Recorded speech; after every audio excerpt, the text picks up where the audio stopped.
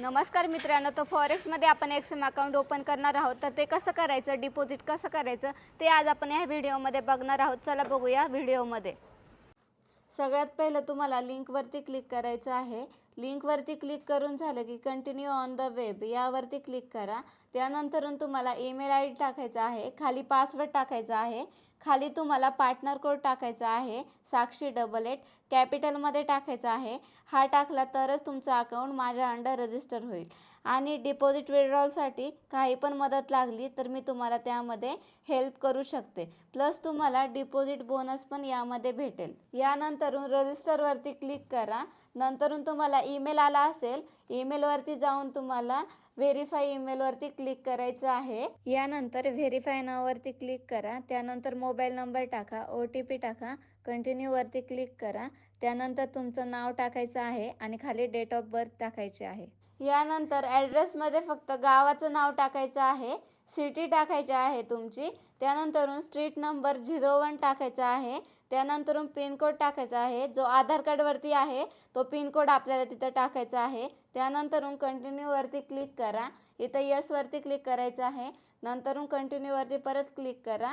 त्यानंतरून start व्हेरिफिकेशनवरती click करा. Start व्हेरिफिकेशनवरती click करून झालं की यामध्ये तुम्हाला ॲड्रेस व्हेरीफाय करायचा आहे. यामध्ये तुम्ही पॅन कार्ड किंवा आधार कार्डचा यूज करू शकता. तिथे अपलोड करू शकता तुम्ही आधार कार्ड किंवा पॅन कार्ड. तर मी इथं आधार कार्ड अपलोड करत आहे, फ्रंट आणि बॅक साईडचं.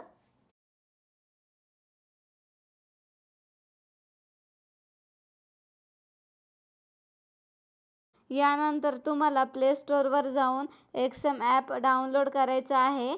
त्यानंतरून लॉग इन करायचं आहे. इथे ईमेल आय डी पासवर्ड टाकायचा आहे.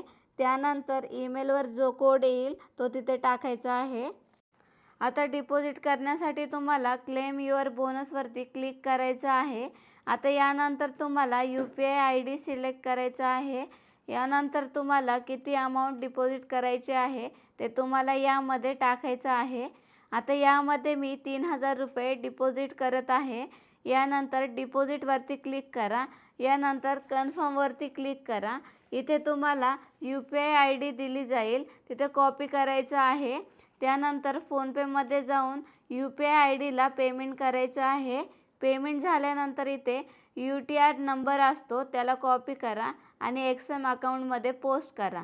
यानंतर 5 ते 10 मिनिटामध्ये आपलं डिपॉझिट होऊन जाईल. तुम्ही इथे बघू शकता आपण $34चं डिपॉझिट केलं आहे आणि इथे जवळपास $70 आपल्याला अकाउंटमध्ये आहेत. तर इथे आपल्याला डिपॉझिटचं बोनस भेटलेलं आहे.